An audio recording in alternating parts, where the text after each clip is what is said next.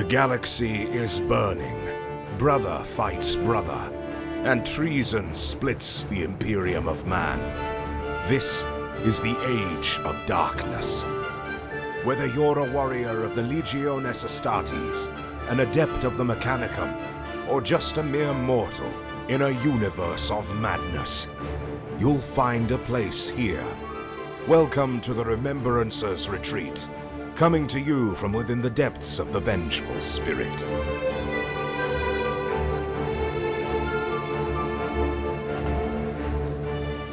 Hello and welcome to another episode of the Remembrancer's Retreat, a Warhammer 30k Horus Heresy podcast. My name is Jesse. I'm here with Dave, Austin, and Steven.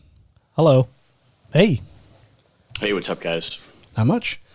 So, today is Wednesday. Mm-hmm. Yep. Mm-hmm. And I guess the biggest thing right now is what dropped. Yes, it is earlier the this most afternoon. exciting news to come out of Nuremberg since 1946. Jesus. Google it. Prove me wrong. What came out of... excuse me, what came out of Nuremberg? In 1946. No. In 2020, please. Oh. In 2020. We're not that kind of podcast. This is not hardcore history. No.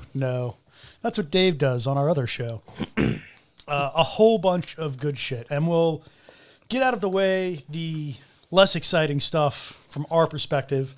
There's Necromunda, which is some cool things. Like, if you ever wanted... I'd say there's some good stuff in there. Like, there's some good Necromunda stuff.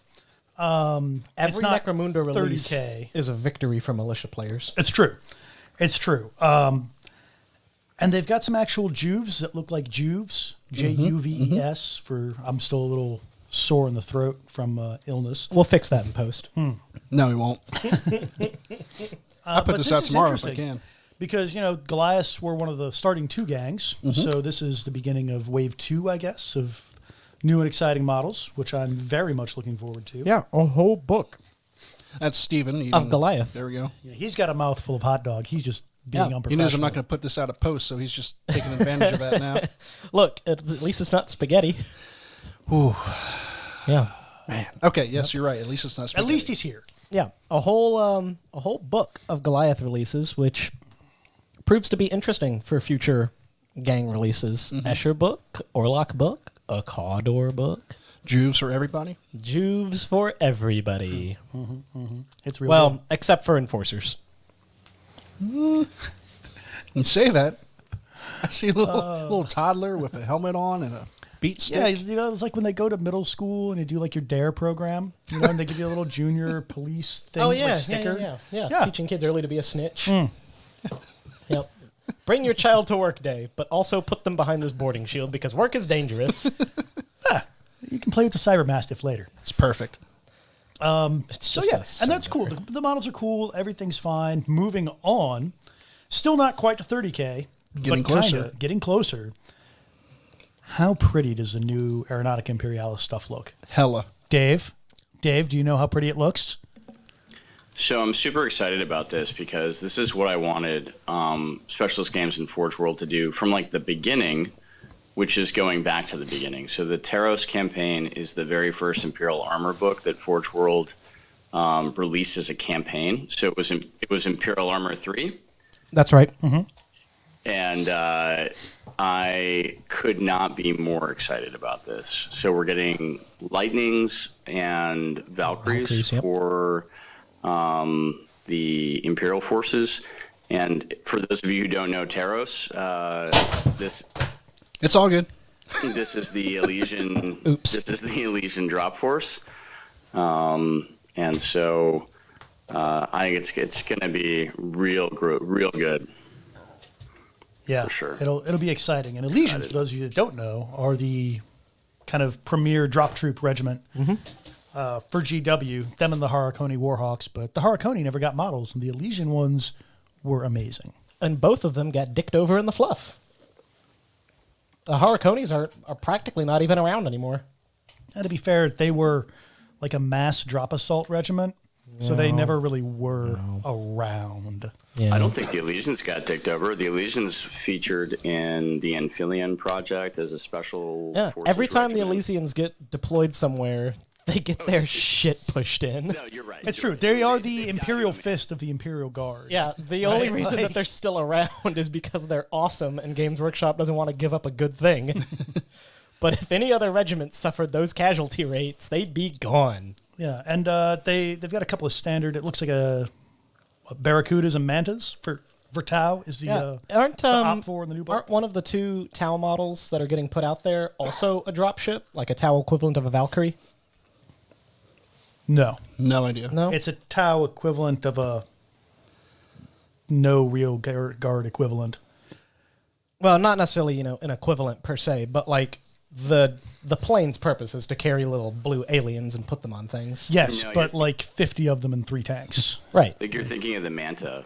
Yeah. Is this yeah. is this not a manta?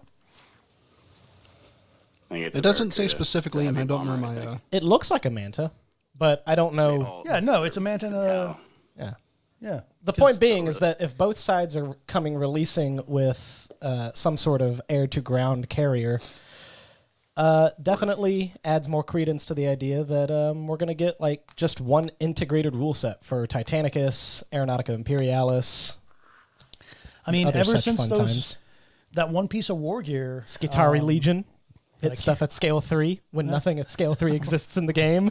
right? Hey, we can catch that whole building on fire, and anybody that's in the building gets hit with strength 3 or 4. Wait, In the building. that's not important In the right now. building. That's not a thing that can happen. But soon. Yeah, and the Warbringer that just got, well, that's getting ahead of myself. yeah, well, we'll get there. Yeah. But yeah, so this is great. Give some new blood. I wish the AI would go faster, because I feel like for a miniature game right now to really be effective, you got to have at least 4 factions. So this brings you up to 3. So it's getting there. It's just a matter of will it live? What are you doing? I'm trying to get this hot dog stealthily out of this bag, and it's not working. You are failing so hard, my friend. God almighty. That's okay. Should just ripped it off fast like a Band-Aid. We were behind on recording this week, so this is just a mad dash to get a recording. This, so bear this with us, shenanigans. listeners. We'll put it behind a paywall, and only like 20 people will ever know. Yep. That's wrong. It's We that love- hot we dog love all of episode. our The Patreon, hot dog episode. all of our Patreon guys. Lord. But yeah, so hopefully that'll be good. And I'm interested in the Lightning because that's supposed to be a really fast ship. Mm-hmm. And Aeronautica is not a big table, Yeah. so it'll be interesting to see how that kind of plays. Maybe just real sharp turns. Well, that's the thing. The way the movement works is everything's a pretty sharp turn. Like even the bombers can kind of whip their way around if they want to. But anyway, yeah, I've played a few games, but it's fun. It's just one of those games that with other things going on, kind of fallen by the wayside. Right. And There's one just of those. so much stuff right now. It's Yeah. hard to be excited about planes when you can be excited about I mean, Austin. Titans. Yeah. Oh yes, You this got is the specialist games are back. You got Aeronautica. You got Necromunda. BFG in 2 years. Calling it Epic in probably this Maybe year. 3 years. This year. I'm saying it's this year. epic this year. Christmas this year, you'll see Epic. Put that list down. You know what? If that includes seeing actual like a marker with little dudes on it for Titan Killer or for Titan Hunter Infantry, I believe that because I think that's probably on GW's to do list. They just 'Cause know that we will they are- shit ourselves when it happens. They are putting Titanicus books out on a fairly decent clip. Yeah, which brings us to the part that I don't think we'll get- Dave, Steve, and I were real excited for. They put out new Titanicus stuff, and it is glorious. Oh, yeah. There is a new box set, which has rulebook, 2 Reavers, 2 Warhounds, and 2 Cerastus, and all of the general starty stuff you need for that. It's a nice starter set. The terminals, the dice, cards. Yeah, it's Rules finally of- we can get more terminals again. Yeah, I don't think. Did anybody see the price anywhere? If I had, Probably know. another $250. Maybe, Let's probably. see. 2 Reavers are $120, and then The hounds, but are you only get hounds 50, two and to the a knights box. are like 45 or 50. We're like probably 250 yeah, probably 250. because you also got the rule book and all the terminals and everything now too. Just to keep it consistent with every other box that they release. That is not a deal though. At that point, No, you're actually paying a little bit more, Yeah, especially that if would you- not be a deal at all. It Especially if you already have Titanicus. because the Grandmaster like, set was a hell of a materials. deal. Like this might be in the 150 range if they really wanted to just light a fire under it. I don't know. But that's blatant speculation. Yep. Tell us what we're really interested in.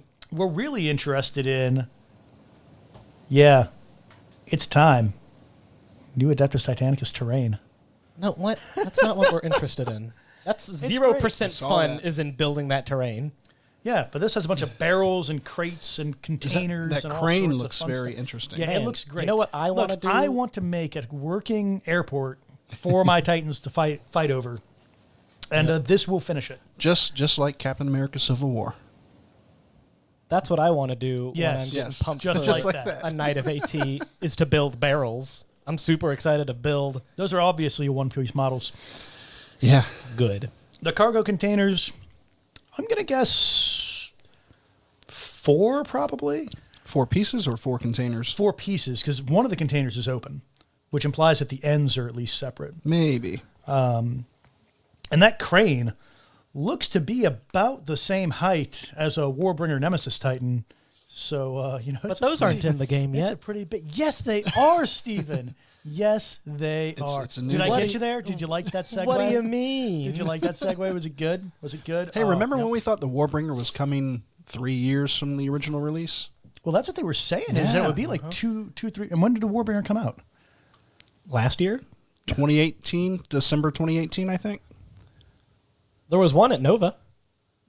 That's true. Somebody actually had one. Yeah. So, not 2019, but the Christmas of, not 2019, not last year, but a year before last. 2018? November, December, yes, 2018. That's when they released the Warbringer. Like, oh, crap, it's ready to go. They kept this hidden from all of us. Mm-hmm. It's amazing. Titan drop.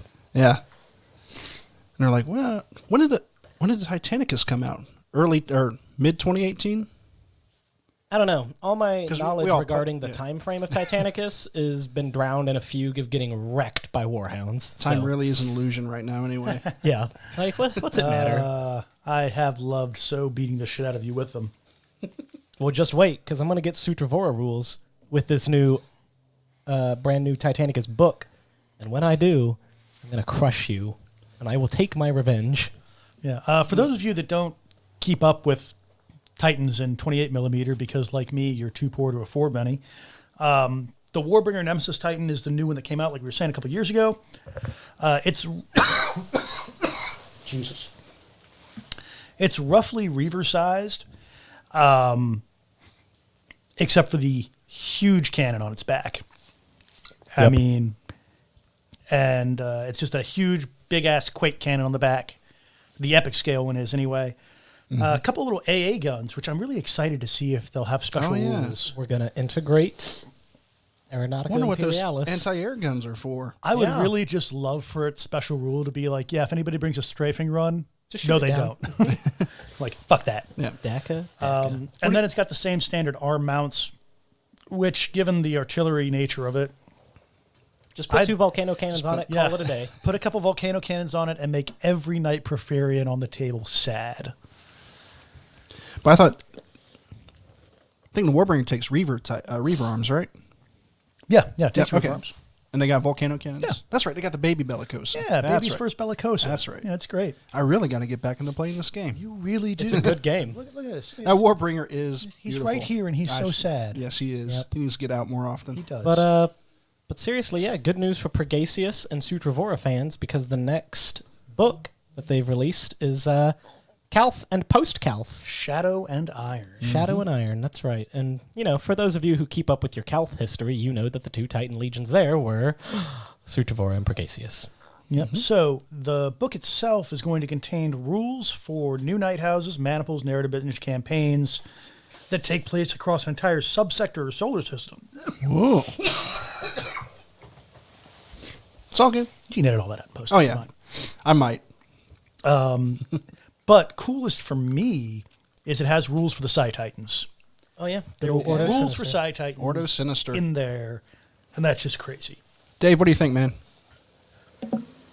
So I'm really, really excited about this because it drove me down a rabbit hole, which is what I always like out of my Forge World and Specialist games. Mm-hmm. So Shadow and Iron is a bit of a sort of a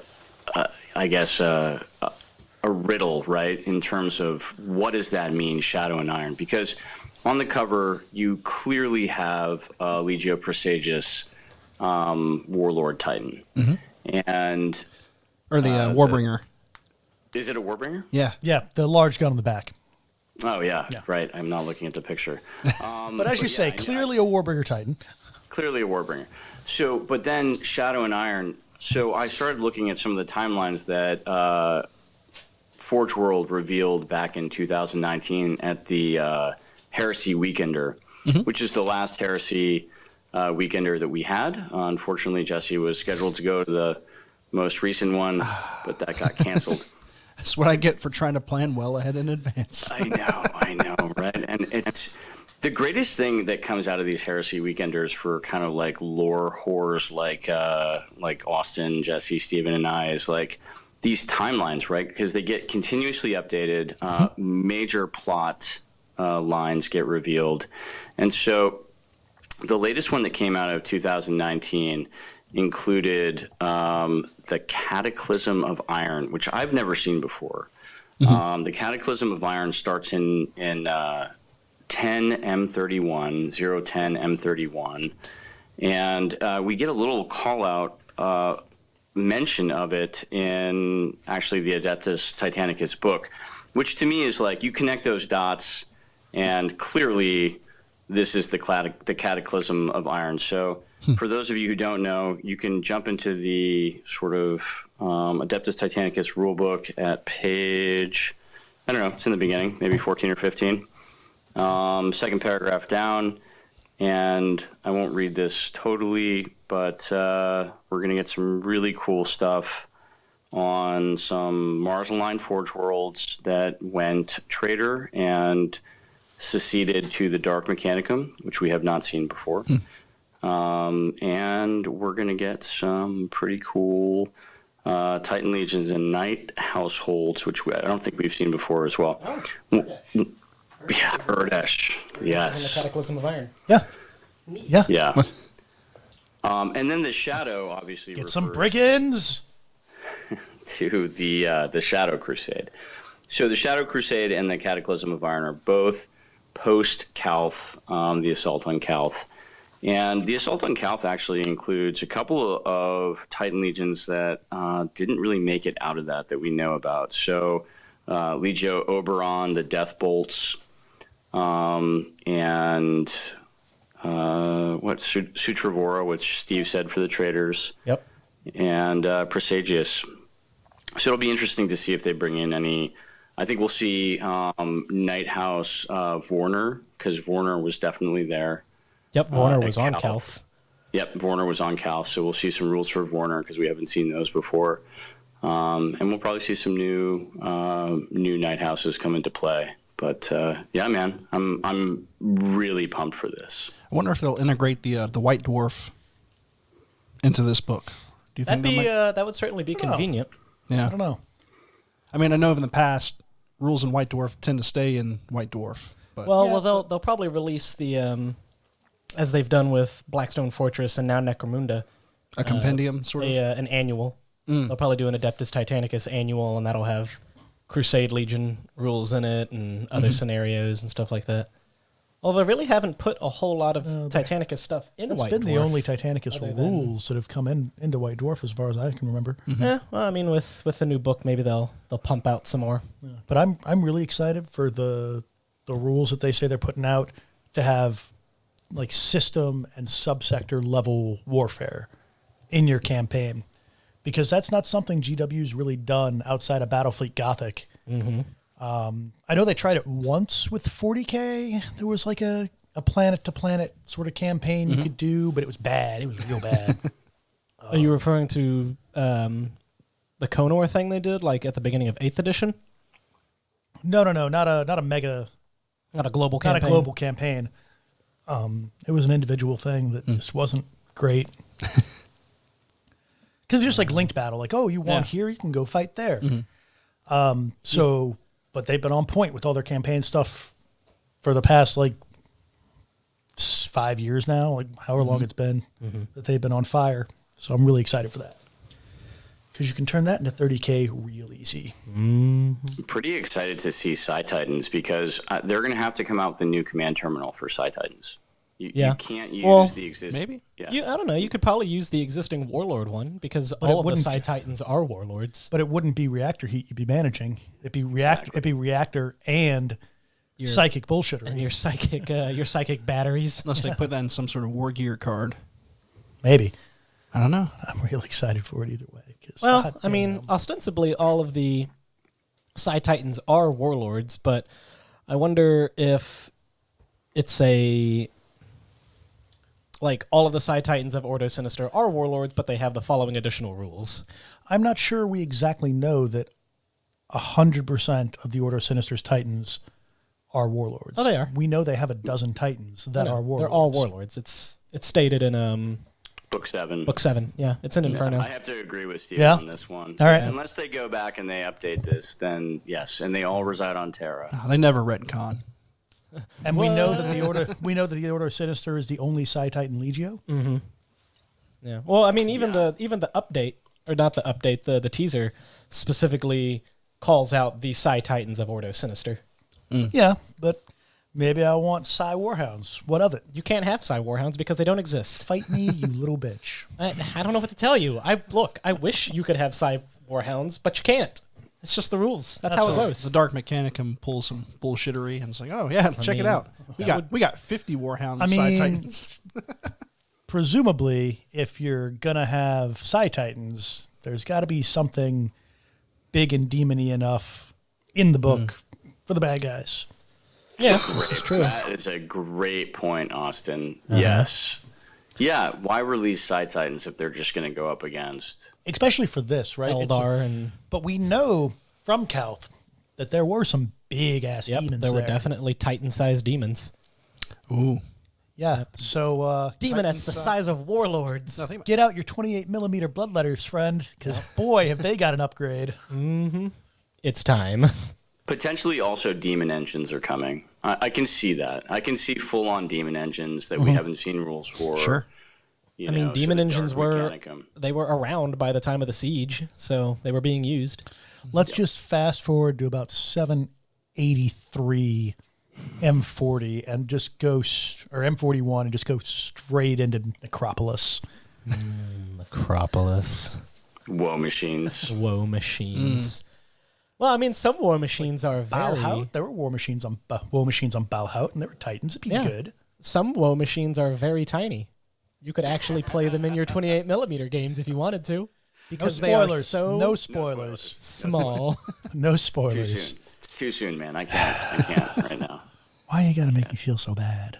Well, because I can't beat you on the table, so I have to inflict emotional trauma. He can hurt you in other ways.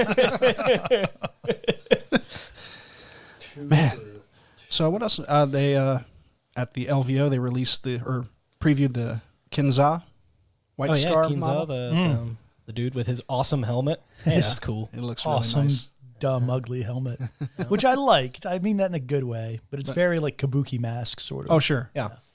They knew what they were doing. Too bad Eidolon splits it in half. Oh, Eidolon, you bitch. I mean, who's the bitch? Eidolon or the guy that lost to Eidolon? I thought Quinja died.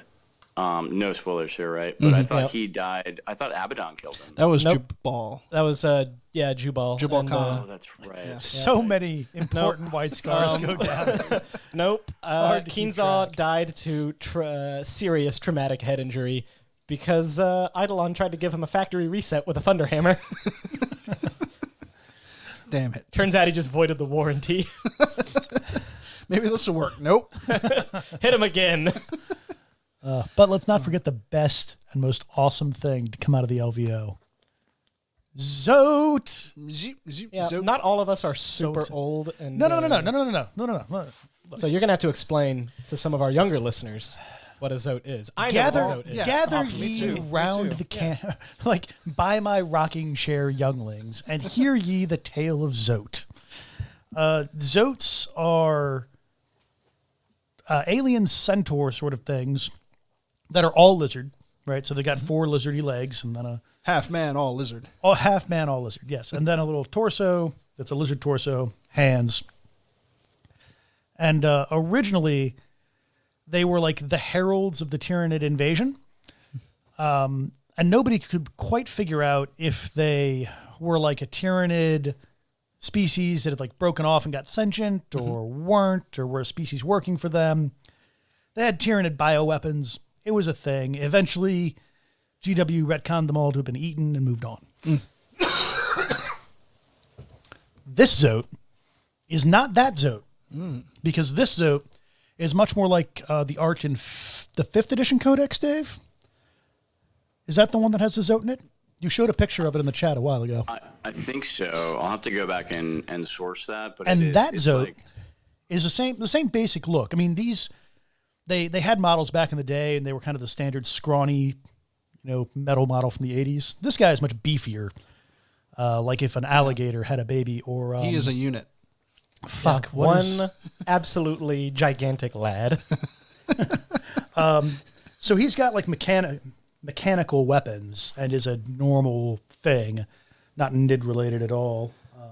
Very distinct. Yeah, it looks like 4th or 5th edition. It looks like he's got a Artwork. power fist there and some sort of crazy pistol. Some metal banding there on his stomach. Yeah. Zit zat, zote, zote. Zooty zat, zote. Skeedly doot bop beat. You know how it goes. but we should definitely say that like Blackstone Fortress has been the platform for bringing back So much lore. so much lore. We were actually kind of having a chat about this the other day, and it's so cool to be able to see some of these esoteric, things that have been relegated into the deep past come back, right? So we've had abhumans, beastmen, The amble. The amble, yeah. We have an amble now and little spawn ambles. A man of iron, for crying out loud. Yeah, Yeah. the oldest thing. And I can't wait to see what they do next. I can only imagine from that picture, Jesse and Austin, Stephen, that we will eventually get the moon mice. Yeah, get a Steven. Harud in there. Yep. Yeah. That's the guy I was thinking of. Jesus. They got a squat, too. I just remember they have Yeah, a squat. there's a in squad in there. If any of you Well, the haven't, squat's in Necromunda. Yeah. There's Ratling That's right, that's Brothers, true. But the squat is there. And also in he's Blackstone Necromunda. Fortress. yes, if you haven't seen this model but have read the Pozzoline War by John Ringo, any of those books, that's what this guy looks like, except not yellow. That makes no sense to anybody sitting at this table, but that's fine. And it was going to bug me. Did the blank stares just give it away? Yep, it's fine. Yeah. It is what it is. Oh, the other thing I want to see too is a Loxodon. I think there's a Loxodon in that picture. Yes, And now that yeah. if you were lucky enough to get a copy of Sabbath Crusade, there is a full anatomical drawing of a Yeah, there'd already been one. Loxodon. I did pick up the last copy at Warhammer's store. Well, Yeah, you made the just right other choice. day. I was like, I saw Yep. it there. I was like, I better pick it up. look ye in those deep pages and find that which smells terrible. Now I just got to start reading the books. Yeah, that would help. Yeah. I got to Do start it. with First and Only, right? Yes. Yep. And any of you listening that haven't started with First and Only, start with First and Yeah, Only. whatever audiobook you're considering picking up next, don't do it. Fire up Unless the it's old First and Audible. Only. Spend that Audible ticket or however much money you were going to do. Get First and Only. Listen to First and Only. Understand the glory that is First and Only. That being said, I am now clear with my queue because I just finished the Emperor's Spears. Yeah. Finally. That was a good one, too. And that was So that you're was on really First and Only, is what I'm hearing. good. Yes. Excellent. Yes, I'm Good gonna- man. First and Only will be my next audio. And Ghostmaker's also available on audio, which they kind of snuck that in there. They didn't say anything about Ghostmaker the being second one? available. Yes. Okay. And by the time you finish those two, Necropolis will probably be on, and that is, The best one. I mean, you And can, even if it's- you even can if it's argue it, not- but even if it's not your favorite, you got to respect the people who think it is. Well, I already do. So Yep. And even if Necropolis isn't your favorite, Necropolis sows the seeds for the best plot arcs in the entire series. So Yeah, I mean, it's all great. no spoilers. It's all but, great. It's all great. Read all of it. Love all of it. Get Double Eagle as well while you're there. Yep. Start a Mortal Army because that's what you're going to want to do after you're done reading. Yeah, I tell you what, if Sell your Marines. or a kill team. if you've done a lot of Just make a straight up Marines, kill you team. know, you've been playing 30K a while, you've got your Legion where you want it, Start some mortals and use Yeah, Gaunt's Ghost. As read fuel. Gaunt's Ghost, listen to Gaunt's Ghost. There's plenty of loyal Pick mortals. out, There's pick plenty out of traitor one of them mortals. and go with it. Like there's piles of them, and it's amazing. Yep. Blood Pack. Yeah, I will say Ghostmaker is probably the best source of traitor guard and guard equivalent that you'll find. As far as like Just for lore? pure variety. Oh, gotcha. Because that's a bunch Oh, of yeah, short 'cause stories. it's a bunch Each of- one, yeah. they're fighting some different Oh, style. So it's like a story collection. It's it's more like the story is mostly told in flashbacks. Gotcha. A bunch of vignettes. Yeah. Yeah, And then it all connects about, to the larger story. Yeah, like half the okay. book is the main story moving forward for the book, and the rest is the other half's like flashbacks. As Gotcha. each character kind of relives a Gotcha. moment. Gotcha. It's real good. It's real good. Yep. Man, I forgot how good Ghostmaker is. I actually got real upset Gets overshadowed by Necropolis so because easily. I've been sick, as you can probably hear by my hacking cough. And the other problem that I'm having is that our credit cards apparently were part of some data breach. So that's fine. We didn't, lose any money or anything. But the bank said, hey, on the 18th, we're killing your cards and we'll mail you new ones. Allie showed up. And that is it. Oops. So I currently have no credit card. And I remember my bank. And I was looking on the GW website because I was like, I'm at that point where I was feeling better, but I couldn't really like read anything or do. I was like, fuck, I haven't actually bought the audiobook of Ghostmaker yet. This will be great. And I, check my PayPal. Yeah, I can do this. I got PayPal money for this. Let's do it. They don't fucking accept PayPal? It's For 2020. You should accept PayPal, What in the and you world? should be able to pay with a card at mean- toll booths. That's weird. No. I really thought, huh. So It's weird because strange. Forge World will let you pay with PayPal. Maybe I was just still out of my mind and couldn't figure it out. But when I went, We can find out It's right a, now. It's a I possibility. couldn't make it happen. And it made me so sad. And I remember looking at it and just staring and just being like, no. No. No. I remember like 2 or 3 years ago, my bank, they said that, hey, your bank account is might have be under threat. So we're fixing you up with a whole new bank account. Good. Good. Which is awesome. But man, that is so annoying, so frustrating where you got to change all the numbers on everything you have. It's like, oh my God. yeah. Yeah. All right. But yeah, yeah, Can't you do it with can't. PayPal. You Losing can't money. do it. It's not there. That's weird. I guess they don't want your money. Yeah, no, I was fully prepared to throw out $40 right then. Just like, yes, do it. Amazing. For the audiobook? Okay. Oh, you want buy it full sale, not a credit. I'm sorry. Are we talking about Audible or Forge World or the Black Library? Library. Black Library. Oh. Not Audible. $40 for an audiobook on Black Library? Yeah. That's what it was. Yeah. They sell them at a face value. Despite the fact that Man, Black Library And really normal- needs to get into that credit Normally I wouldn't, business. but I am desperate to make this look as good as possible for them. Because the more, and it's not just like keep making Gaunt's Ghost books. Like I think we're pretty set on that continuing to happen. The audiobooks. it's like But, like, printing money at this point. I want that Forge World book. This is, Sabbath World's Crusade. Like this is the Imperial Armor book, whatever. Bauhaut. Yeah, that's what I want. I mean, they did. And I'll keep shoveling money at them until they make it happen. We will be seeing. I guess they're phasing out the Imperial Armor books, which they mentioned last week. I think. Yep. Those are yeah, those well, are the going index. away. The indexes. Index, They're Imperial going to start Index. doing real Imperial armor again. They Oh, haven't, I see. Yeah, they haven't quite finished phasing out Imperial Armor, but we are never, ever, ever getting Volume 14. It's not happening. Live with that fact, Tau and Mechanicum players.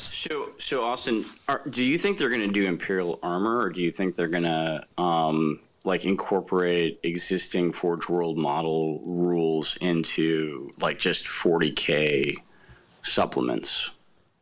Is Specialist Games still going to be in charge of putting out the 8th edition Claptrap? I mean, we know they're not. So it's fully in the GW studio now. Yeah, I think what we'll probably get is they'll still be under the Imperial Index or the Index whatever they're calling it, umbrella, but it's not going to be. I don't think we're going to get campaign books like the Imperial Armor anymore. You don't think so? What Forge Yeah. World, what I think they're going to do, based on what Forge World was saying at the LVO, is they'll probably Deathcore, Elysia, Renegades and Heretics, Eldar Corsairs are all armies that got quote-unquote rules with the indexes when 8th edition came out, but those rules are just hideously flat and boring compared to the rules that they replaced at the end of 7th edition. My hate for 8th edition Renegades and Heretics, I feel, is famous. So here's what I think, and here's my hope. Right, is my hope that we've got like a couple decades now between like when Imperial Armor 3 came out and 4 and 5 and 6 and sort of like, you know, Imperial Armor and Forge World established the Death Corps and the Elysia Drop Troops and, you know, just so much goodness, man. The Renegades and Heretics, a lot of stuff, right? Urdash Forge World, sort of. Well, that was like Dan Abnett and Sabbat Worlds. But I feel like there's a more holistic approach to the lore and rules now. And so I think you're right. I don't think we'll see an Imperial Armor book now that just sort of compiles those rules. But I think what we'll see is we'll start to see like rules for the Death Corps in 8th edition Astra Militarum or whatever they're calling it, right? Or, you know, Elysia Drop Troops in 8th edition Astra Militara. So you can use your models in 8th edition, and there's not this like great divide between Forge World lore and sort of, you know, where we are in the current M41 Dark Millennium. It wouldn't surprise me if they started phasing out these sorts of things from Forge World altogether. Yeah, I mean, you can play your Krieg and your Elysian now. They have 8th edition rules. They're just not that good, and they're really old. No. What I'm saying is look at what GW started to do. Like Dave said, they take a holistic approach. You don't get like an army book anymore. You get a campaign book, right? And it wouldn't be hard at all. You know, molds start running out on those Kriegers. Put them in fucking plastic. Here's your Krieg versus whoever book. Yeah. Or hell, Krieg versus those fucking Eldar. I mean, Put it in a box set. Just here's Put it in a box Vrax set. again. Here's some new terrain models. Here's some plastic how much- Krieg. Yeah, and I've told this. I've tried 8th edition. Krieg are the I've new tried- sisters. Krieg are Just the new fucking- sisters. If they came out with a campaign book that was, hey, Renegades versus Krieg, the Renegades are just, you know, a collection of all those models they've already built, plus maybe a couple others. They've got it down. And then Plastic Krieg, they would sell 1 billion of them, and I would buy about half. No, they'd only sell like 500 because they'd only make 500 box sets, and they would all sell out in a week. That's true. And then And you would buy half of them, but instead of selling them at ridiculous prices on eBay, you would just I build just have all a of really them. good Krieg army. Like, Yeah. Fuck you guys. You just build them all. You could make an entire YouTube video spiting scalpers. Just here's what I'm going to do. I'm going to open this box. I'm going to unclip everything, and then I'm going to build it. And you're going to watch. But I mean, you're right, Dave. They're not doing 8th edition anymore. So all of these, and they're great models. They're great old like tanks and stuff for the guard. And they had cool rules too. What are they doing with them? Like for militia and cult armies? No. Most of those tanks can't be taken. No. Again, you know, you can I mean, run. you can still Krieg as- take. You can as still take militia, them, but in a. You can still use them with the indexes. They're just not good. It's going to be its own separate game system. Nothing but Forge World tanks. It's a tank battle game. although system. I'd play a tank battle what would game. amuse the hell out of me is if they took the rules for militia and cults, added like another half dozen, and then just came out with like the Sabbat Worlds, which is just 7th edition 40K, but based on Guard v Guard. Las action. Yeah, Laz action. We're getting there. One day. Any other thoughts I mean, on before that before we particular- get to your stuff? I mean, I have no more thoughts. All right. Well, I have a lot of thoughts. but are we? Well, I guess I like Dave and I could talk about the Sabbath Worlds for forever, so you need to stop. we us. can do a Sabbath Worlds. we should episode do a one Sabbath day. Worlds episode. Didn't we? Not this one, but we I mean, should. sorta. Yeah. With that being said, I would like to. Oh, I'm sorry. Go ahead. What? No, go ahead. Oh, you've got. If you're a Battlefleet Heresy player, we've got some fun things that have been uploaded to the site. If you haven't been keeping up with our Facebook posts recently,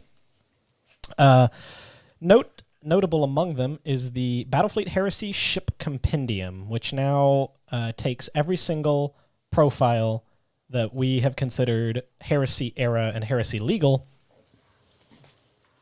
updates them as we felt were necessary, gives them points values for the context, puts all of their upgrades and variable patterns all into one document that you can download on remembrancersretreat.com, Battlefleet Heresy Compendium. That way, you don't have to have, 6 different books to find the 3 ships you're using. It's all there in one document. And it's got little fluff inserts. So that's cool. It's exciting. Yeah. So it's almost like we've got other plans for that document. Yeah, almost. Wow. There is a Mechanicum points index as well that is on the site. We made some extensive changes to the way Mechanicum points were calculated when we did them in Heresy, and they were kind of scattered about, just a list of increase this ship by 25 points, increase this ship by 50 points. But now the definitive list is there. They'll get a ship compendium soon as well. Excellent. Mm-hmm. And while we're doing it, midway through, let's thank our patrons that we mentioned before. Oh, yeah, those guys. Start off our Sergeant Tier, Duncan, Emily O'Hare, and Travis Smith. Thanks, guys. Our Centurions, Angry Boy, Derek Knoll, M. Hernandez, Minis by Applesauce, Mark Henry, and John Christensen. I love you. And the Praetors, our top tier Patreons, Alex Self, Chris Mack, Garner.Trio, Joe from Music City Heresy, Josh Phillips, and Matthew Boyce. Do you want me to come mow your lawn? I'll do it. He'll do it. He will. He will. And I'll tell you the cricket story. We'll drive him. We'll drive him there. Yeah. All the way to Australia, Alex. Coming straight to you. We love you guys. Thank you so much. And with that being said... Remember the Titans? They walked around bipedal. They were war machines made by the Omnissar. They had engines made of nukes and stuff. They had weird religions and some weird cantankerous actions. Remember the Titans. Will Lancaster at Forge Breaker Painting, everybody. Forge World Breaker. It's just videos of him with fully built Forge World models smashing them. Thank you, those of you that are still listening. Yeah. Yep. And I will keep playing that until someone gives me something better. You're welcome. God help us all. Yep. I can't write music. I guess we're just stuck with it. All right, Steve, what are we going to be talking about today? All right, it's time for Remember the Titans. Yay! As always, there are plenty of Titan legions in the lore that do not have rules in Titanicus, and this segment is focused on taking those legions and giving them rules. You better hurry up before they start putting out so many books. Yeah, no kidding. These are using the Crusading Legion rules, which can be found in the July 2019 issue of White Dwarf. There's a blood angel on the front. That's wrong. What? It's a blood raven. Ah, shit, there is a blood raven on the front. He is looking at the fucking thing right now. They're all red.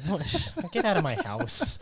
Anyway, you can find the rules in there. They are a set of war gear, warlord, Legio traits, and stratagems that you can use to create your own legion. You can take any combination of 4, but you cannot take more than 2 of any one category. So, that being said, it's time to look at Legio Xestobiax, the Iron Vigil. Awesome. Legio Xestobiax appears in Book 7, Inferno, as the Prosperine Vigil, Titan sent from their Zao Arcad Forge World to hang out on Prospero and, be cool. What Austin? Go ahead. I'm enjoying you listen. I'm just listening, man. Alrighty. I'm just here for the good time. So, Legio Xestobiax was never a particularly huge legion. They were very small and very defensively minded. Because of their connection to Zao Arcad, they had some pretty weird pieces of technology installed inside of them. Kept fucking around with Eldar tech, man. Yeah, as Austin says, they fuck around with Eldar tech, and that resulted in the Black Iron Core. Instead of typical MIUs in Titans, the Xestobiax Titans were equipped with Black Iron Cores that were psychoreactive devices that made the Titans faster, more accurate, and allowed the princeps to access the total knowledge of previous princeps that had piloted that particular Titan. On the downside, even though it highly increased the Titan's performance abilities, had a tendency to do some weird shit. You know, ghosts in the Titan. Huh.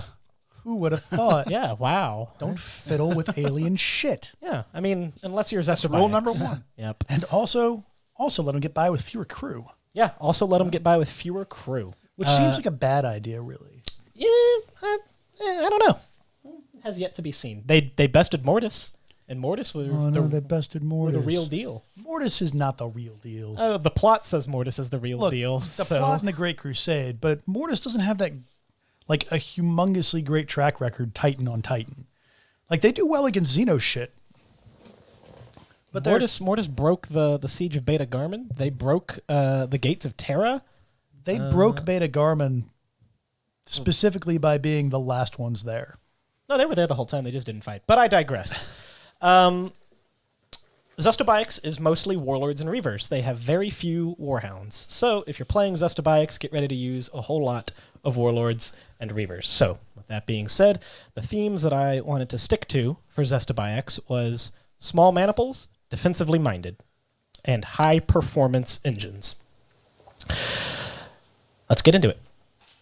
So anyone who's skimmed through Doom of Molech knows that if you want to play defensively and you want warlords and reavers, there's really only one maniple to go for, and it's the Fortis Battle Line maniple. That is one warlord, 2 reavers, with the option of adding a second warlord and a third reaver. And what this does is allows Titans in base to base that have not moved to ignore armor penetration modifiers from either being hit on the side or behind and from existing damage. That's pretty good. Yeah. Titans in this, as long as they are in base to base, can also merge their void shields. So this becomes one hard nut to crack. You don't have to move, you just have to make sure you have clear lines of fire. Anyone that is going to have to get closer to you to use their weapons is going to take one hell of a beating while they get there. And even when they do get there, there's no guarantee that they're actually going to hurt you. Yeah, I will say that I'd remembered the negating the side and rear damage bonuses, but negating the damage bonuses, that hurts a lot of people. Yeah. For instance, Austin's Warhounds rely on a lot of damage modifiers from being behind or beside their target. Well, my favorite knight, man, is my little knight with the Gatling blaster. Yeah, he gets behind you. And, you're already damaged for 2, and he's behind you for +4, and suddenly that's a strength 7, like 8 attacks. Yeah. Except now it's Now the Fortis doesn't strength care. 3 and doing nothing. Yep. Sorry. I will say, Steven, you have to be touching another Titan in the maniple. Yes, you do have to be in base to base to have these benefits. Yes. Okay. Now, functionally, that means that you don't have to separate your Titans. You can walk up the board as one solid block. You don't have to be A phalanx. You don't have to be stationary to merge your voids, but you do have to be stationary to gain the benefits of ignoring damage modifiers. So bear that in mind. But it does allow you to present one cohesive squadron, effectively, of big Titans with big guns. So let's get into traits. There are a couple of traits here, and as always, I'm going to give you a couple of different options and then give you my opinion as to which one is quote-unquote crucial to either maintaining effectiveness on the table or sticking to the theme. In keeping with Xestobiax's black iron cores, making them kind of unstable and making weird shit happen, my favorite trait to use for this is Splinter Legion, Legio Furin's Machine Rage. And what that does is blanks on the reactor die count as awakening the machine spirit, in addition to the regular awaken the machine spirit. So you get the thing for free, but you might wake up the machine spirit. But if you fail that roll, you can choose what the awakening of the machine spirit does. Now, let me stop you for a second. The blank counts as awakened machine spirit. Correct. Awakened machine spirit pushes your reactor by 1. Yes. So you're never going to get it for free. Correct. All right. Yep. Just Making that clear to the listeners. And as if you are aware, Awakened Machine Spirit is a D6 roll. Haughty, stalwart, impetuous, belligerent, predatory, wrathful. And most of these times it means your Titan is going to move forward or start shooting at stuff. Very rarely is it bad for you. Ooh, no, I strongly disagree on that. Strongly disagree. Definitely would throw a monkey wrench in your About plans. half the time, It unless can- you're like, a double fisting Reaver just trying to run, about half the time it's going to fuck you. But that being said, the fact that you can choose, Yeah, you can always choose which one you want. So you'll never have to end up with Haughty, which just stops your activation. Wrathful is probably the better one on there. Controlling player chooses one of the Titan's weapons that has not been disabled and just attacks with it.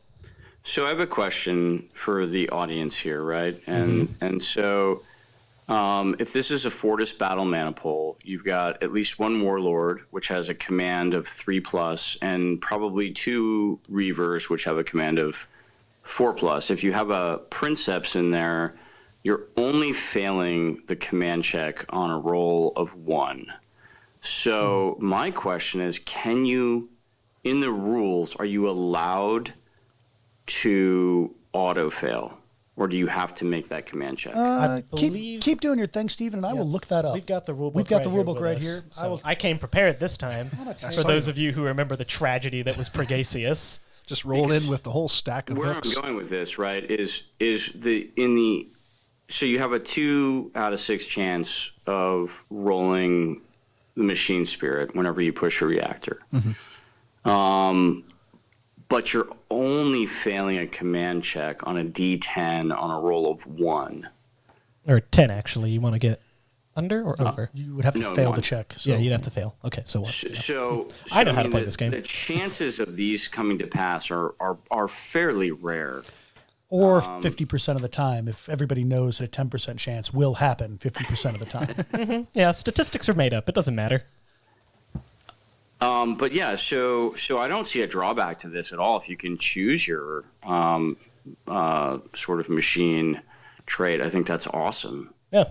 The only one Legio or maybe one stratagem can voluntarily fail the Awaken the Machines. Actually, it's Princeps Camulos in one of the legendary battles can voluntarily fail his Awaken the Machine spirit. And I think he automatically goes to Wrathful when he does, which is just, again, pick a weapon, fire. Who doesn't right. want that? I have looked into this, Dave, and the answer is no. You can't decide to fail. It's if you roll machine spirit symbol, advance the reactor marker, make an immediate command check for the Titan, interrupting the current action. If passed, do your thing. If failed, machine spirit awakens. And you just must make the check. Yep. Now, be aware as well that there are instances in the game where, like Mortis engines, for instance, have Remains of the Fallen, which if you are too close to that engine, you're taking penalties to your leadership. So in this instance, maybe you're close to something that causes a leadership penalty, and now it's that much easier to fail the check, but on the upside, you get to pick what happens. And it's not... And even though Haughty sounds bad, other than ending current action, no effect, maybe you need to make sure that your Titan doesn't go anywhere else. So just stop doing what you're doing. You pushed a little too hard, that's fine. Just stop doing what you're doing. It allows you to get some extra damage in, maybe some extra movement. But that's the one that I felt was most appropriate for Xestobiax. Allows them to kind of keep pushing that reactor and maybe playing something weird's going to happen. The other two that you can choose, if you wanted to do it, is Fury of the Machine, which comes from Astorum, I believe, is another Splinter Legio.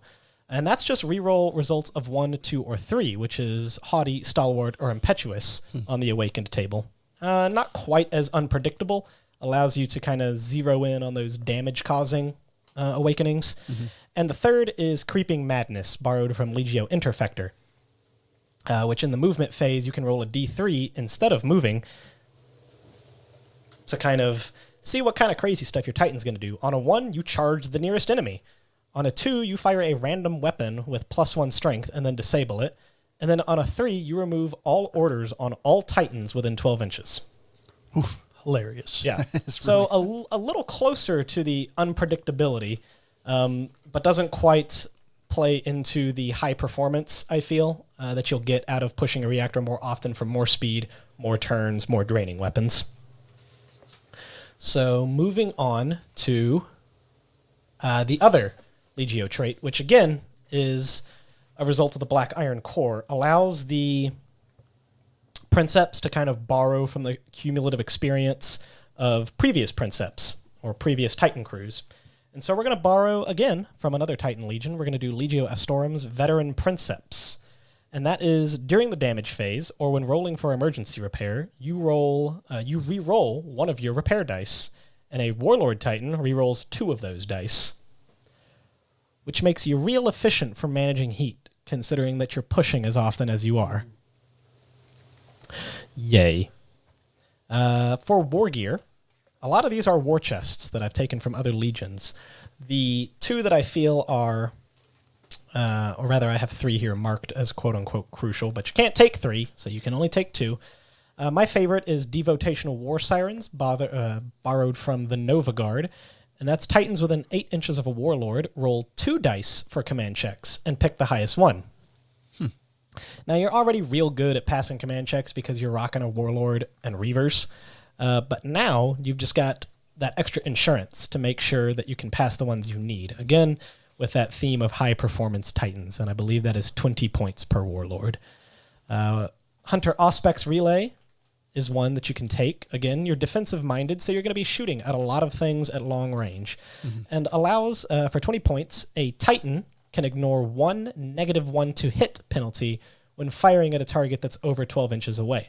So say you've got a weapon that causes an accuracy penalty at long range. The Hunter Auspex Relay negates that. Say your target is somewhat obscured. The Hunter Auspex negates that. There is no hiding from the Bellicosa Volcano Cannon. And the other one that I thought was pretty appropriate for a stand there and shoot legion is the Ranging Auspex, which doesn't come from any legion in particular. You can buy it straight out of the do-it-yourself legion rules. It's 10 points, and that's just a Titan can measure distance before deciding to fire.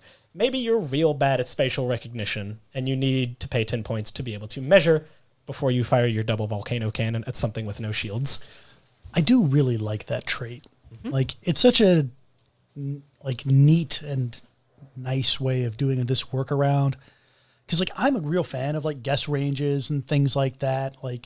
It's I'm not perfect at it. Right. I'm okay. I can get the job done. And it adds a little bit of maybe to shooting. And I know some people absolutely effing hate it. Yep. Some people just don't even use it. Some people home rule that shit. Yeah. But when you're at an event or something, the default is guess range is guess range. Yep. This, hey, just do your own lead, or not even do your own lead. Just pay 10 points. And now you don't have to worry about it. Don't worry about it. And 50 points in this game is nothing. Yeah, and it's not limited to a specific class of Titan either. Any of your Titans can do it. The other thing that you can possibly take if you want is to beef up your Reavers, of which you can have up to 3 in this maniple, and that is borrowing Griffonicus's Gravitas Plating, which increases Reaver's leg and body armor by 1, but reduces speed by 1. Oh, no. And that's 20 points per Reaver. Now, that makes it a little easier to keep up with your Warlords and not outpace them. It also puts you in almost Warlord levels of durability as far as your armor goes. And bear in mind that when you're in base-to-base contact with your buddies, your opponent's not getting armor penetration bonuses. Austin. Yep, it's real rude. Yeah. And you're not going as fast. Oh, no. What am I going to do with these volcano cannons? Yep. The only stratagem that I thought was really appropriate for Xestobiax is Martian Servitor Clades, which is normally a 3-point stratagem. If you take War Doctrine, you can make it a 2-point stratagem. And in the damage control phase, every Titan adds 2 dice to their repair dice. Oh, wow. Yeah.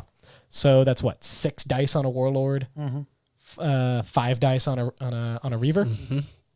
Yep. So maybe your reactor's running pretty hot, because you've been pushing a whole bunch, trying to get into good positions, or firing your volcano or cannons. firing those volcano cannons, or Maybe boosting you've your taken a lot of shields. shield damage from Yep. being base to base all the damn time. Yep. Spend 2 points, pop them Martian servitors out of their box, and suddenly that reactor's looking real green.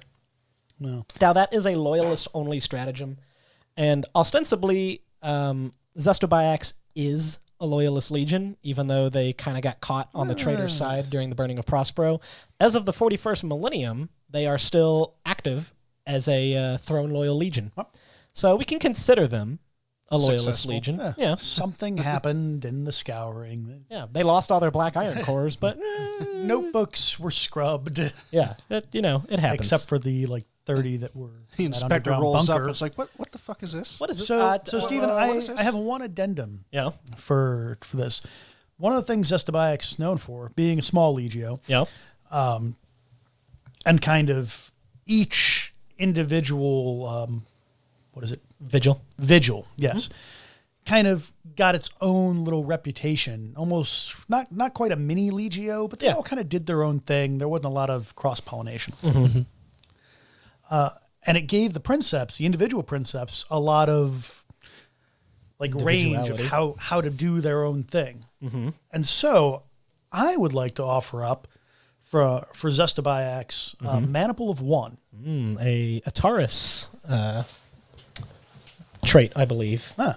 So what Maniple of One gets you is you can pick a Titan, and for that turn, it just operates like it is in a completely different type of maniple. Yep, it is a Legio-specific stratagem, Maniple of One, which is 2 points normally. Yeah, go for it. 1 point with War Doctrine. This stratagem Well, can be 2 purchased. points because you don't. Oh, yeah, you Travel. know what? Yeah, but you can use it. Stratagem can be purchased by any Ataris player, or in this case, Xestobiax. The Xestobiax player may reveal the stratagem at the beginning of any round. For the duration of that one round, one Titan in their force gains the benefit of any maniple trait normally available to any maniple that you can use. So, maybe you want to use the Corsair maniple trait. Maybe you want to use... Yeah, you want to flip a the Venator Venator around pack. real quick. Note that while this stratagem is in effect, the chosen Titan loses other maniple traits that it has and does not count as being part of any maniple. So you will lose out on the durability of the Fortis, but it does give you a quick chance to kind of flip the script and give yourself a quick boost where you might need it. That's a good idea. Yeah, it's a fun trick. Fun trick. Yep.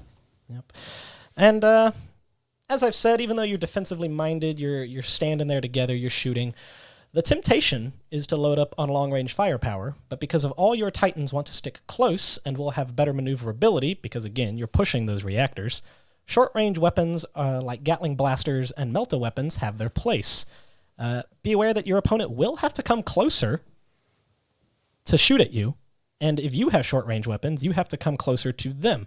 But you're going to be relatively unscathed compared to a maniple that's not gaining these durability bonuses. So once you're closer, you can start to spread out and take them apart with Gatling blasts, your Melta cannons, your laser blasters. It doesn't all have to be volcanoes and apocalypse launchers. But it could also be. But it could be volcano cannons and apocalypse launchers. You love them. I love them. They honor the machine spirit. Indeed, they do. Yep. And that's all I got for Xestobiax tonight. So what would you do against Porphyrins?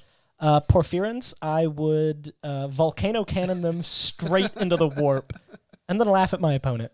But you notice he spent the whole time he's been talking about this just giving me the side eye every time he mentions Warhounds. Oh, yeah. No, I did not They go... disgust me. that did That's not really miss my why notice. Steven likes Xestobiax, is because they have 2 Warhounds. No, I don't think they have any because they're 100, kind of 100 Titans and 2 Warhounds. 2 Maybe. Warhounds. Yeah. We keep them in the back. They feel that the Warhound is a waste of resources that they could use to build more Reavers or more Warlords. And I have to agree with them because Warlords are maximum cool and Warhounds are kind of cool. I will point out that pretty much nobody likes warlords in history, right? Nobody likes an African warlord. Everybody thinks police dogs are cool. You see a little police dog puppy on first day at the job? This is a weird 10 seconds. Warhounds greater than warlords. There it is. I've said it. engaging in this conversation will only lengthen it, so I'm not gonna. Or little special forces dogs, little goggles, do some Halo. Yeah. The jumping out of airplanes, not the Warhound with game. goggles. That's your next. Yep. But let me throw out something real quick that I just caught, guys, because we're on the subject of Legio Xestobiax. So on page 180 of book 7, there's like a very small paragraph on after Prospero, which is sort of, I think, where we get the idea that Legio Xestobiax remained loyal. But on that timeline that I talked about before, there's a specific box in 006 M31 that says the Sundering of Zau Arkad. Now that is separate from the destruction of Prospero. Mm-hmm. And we know from page 180 in book 7 that the censure fleet that was dispatched to essentially, censure Zau Arkad never showed up. So then what is the Sundering of Zau Arkad, right? As I have, is that a rhetorical question, or do you know the answer? So do you guys have ideas? I know that it's definitely after Prospero and the Prosperine Vigil was destroyed, they realized that Xestobiax was doing some weird shit, and they went to other vigils and essentially said, "Hey, we're taking all your stuff." And Zau Arkad, I believe, as of the 41st millennium, still exists and is more or less loyal. Yeah, so they got a lot of their stuff taken away from them. It exists into the 41st millennium as a loyal legio, and I'm trying to see if I can remember the name of the actual book that this happened in. And it's actually in a book. It's one of the things that came in Inferno, I thought. Ghost cogs, some ghost phantoms, I don't know. The issue of Inferno that has a tech priest on the front. The Spirit of Cogs by John French. Yeah, deals with the Sundering. Or at least deals with like aftermath. Yeah, it's a 41st millennium story about how they find, in an underground vault in Zau Arkad, 30 Titans that still have the black iron cores. The black iron cores and how that works. Yep. Spoiler alert, it doesn't. Not well. Yep. But the story is pretty much that Xestobiax as a whole is like a loyal legio, Zau Arkad's a loyal forge, and they just find some old weird shit, and they're like, what? How long has this been down here? We didn't even know that door existed. Oh, damn. Yeah, it's it's just Event Horizon. What's this big red button for? Yeah, don't touch that. Somebody touched it. Yep. Yea and verily. Ah, man. But as to the hows and whys of the heresy, I have no idea. But I also kind of like I would like to find out for Xestobiax just because I'm intrigued because they're just nerds. Yeah. And they still don't. However, let me point out that the Titan Legio that thought it was dumb to have Warhounds, also the one that thought it was cool. That thought it was cool to hang out with the guys doing shit with demons. Ergo, love Warhounds, love the Emperor. To be fair to Xestobiax, not all of them thought it was cool to hang out with literally space wizards, just the ones on Prospero. Literally all of them. Well, that's all I have for Remember the Titans, remembering Legio Xestobiax. Tune in next time for the bringers of big death themselves, Legio Destructor, the Steel Beasts. Next time on Remember the Titans. Can't you just do that for the intro too into this Absolutely time? not. All right. Well, I tried. What is this? This is more notes that I have. Is this Audax? I have Audax written. I don't. Well, guys, thank you all for showing up for this episode. It's been a lot of fun. Again, thanks to our patrons. Be sure to check us out on Facebook, Instagram, Twitter. I think that's all the social media we're on. Be sure to check out our website. RR30K is where you can find all the goodies.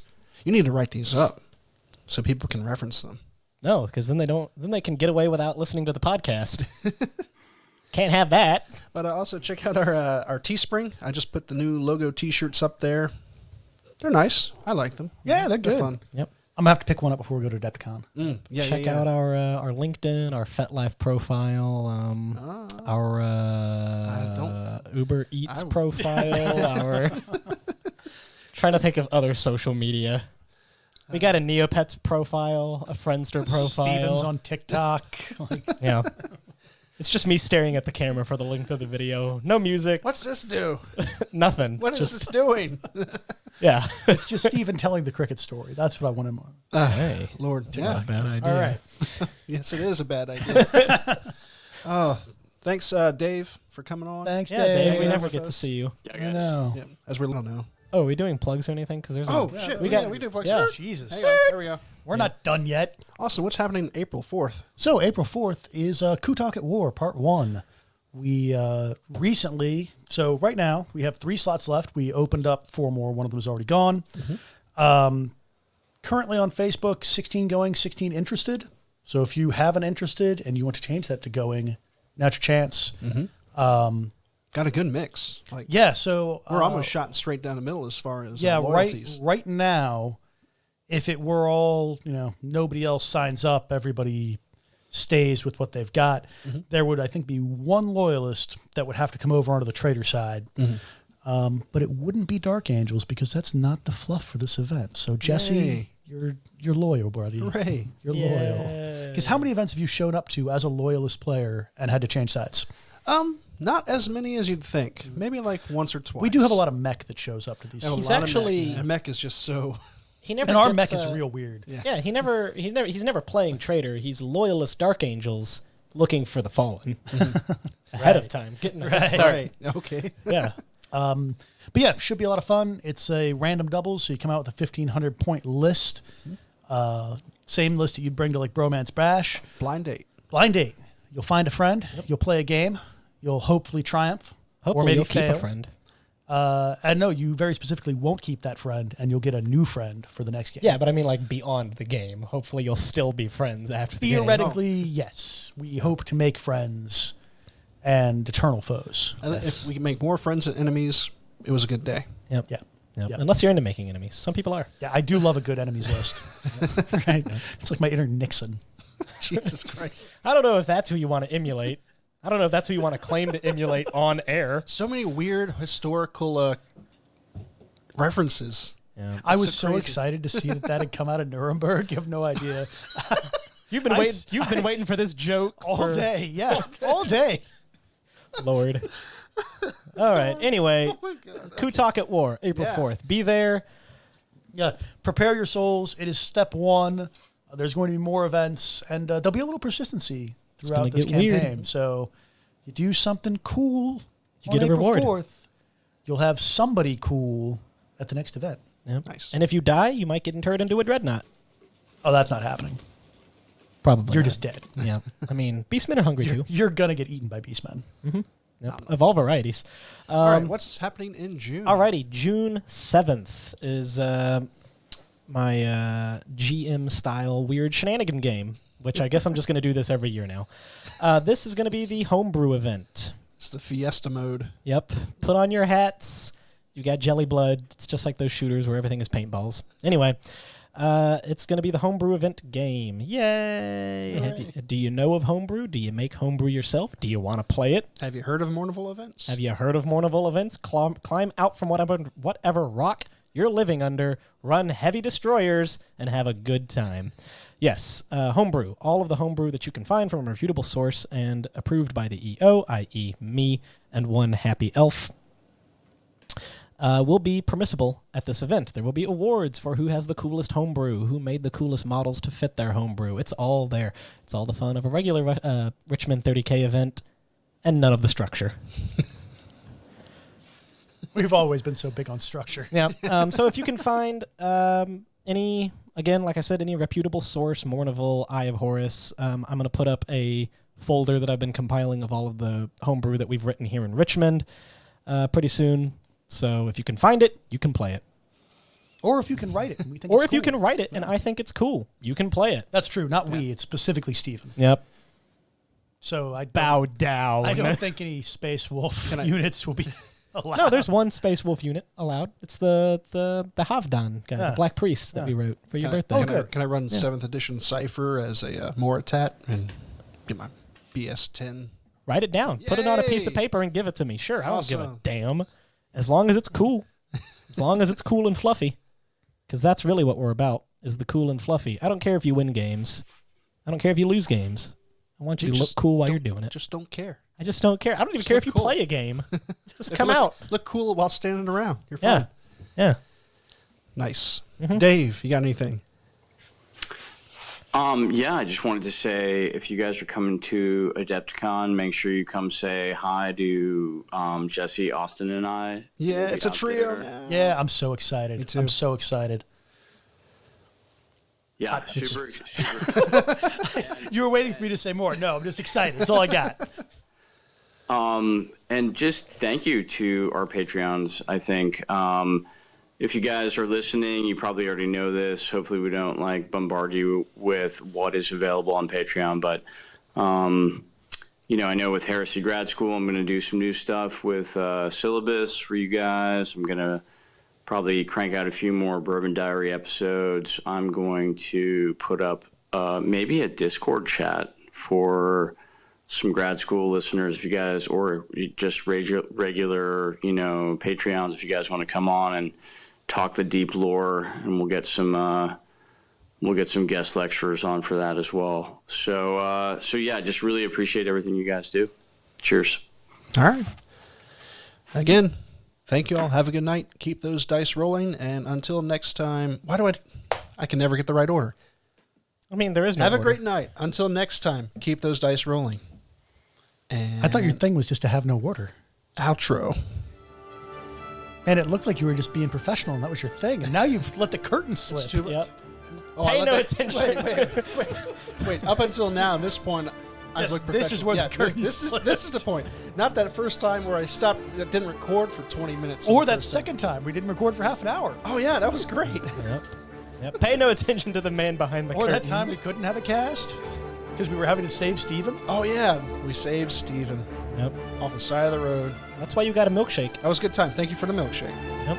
It's exciting. and the chicken sandwich. I'm a river to my people. Have a good night. Keep those dice rolling.